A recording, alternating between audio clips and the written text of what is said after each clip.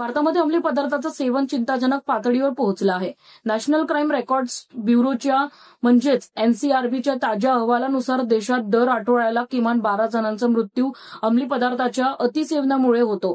म्हणजेच दररोज सरासरी 2 लोक आपला जीव गमवत आहेत. या आकडेवारीनं संपूर्ण देश हादरला आहे. 2023च्या आकडेवारीनुसार पंजाब आणि राजस्थान या 2 राज्यांमध्ये सर्वाधिक मृत्यू झाले आहेत. तमिळनाडू आणि पंजाब या 2 राज्यांमध्ये अनुक्रमे 69 आणि 58 मृत्यू नोंदवले गेले, तर राजस्थानमध्ये 55 जणांचा बळी गेला. एकूण देशभरात 2023 मध्ये 454 मृत्यू अंमली पदार्थाच्या अतिसेवनामुळे झाले, तर 2021 मध्ये हा आकडा 377 इतका होता. म्हणजेच गेल्या 2 वर्षात अशा मृत्यूमध्ये जवळपास 20% वाढ झाली आहे. विशेष म्हणजे या मृत्यूची कारण वेगवेगळी आहेत.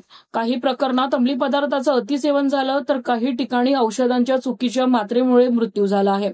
डॉक्टरांच्या मते अंमली पदार्थाचं सेवन केल्यावर व्यक्ती मानसिक ताण, नैराश्य किंवा उत्साहाच्या अवस्थेत चुकीच्या प्रमाणात डोस घेतात, ज्यामुळे शरीरात ऑक्सिजनची कमतरता, हृदयविकाराचा झटका किंवा श्वास रोखला जाण्याची समस्या निर्माण होते. तज्ञ सांगतात की ही समस्या केवळ व्यसनाधीन व्यक्तींपुरती मर्यादित नाही.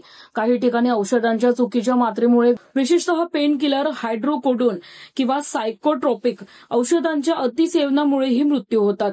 अनेकदा हे मेडिकल ओव्हरडोस प्रकरण म्हणून दुर्लक्षित राहतात. एनसीआरबीच्या अहवालानुसार 2019 ते 2023 या कालावधीत देशभरात सुमारे 2300हून अधिक लोकांचा मृत्यू फक्त अंमली पदार्थांच्या अतिसेवनामुळे झाला आहे.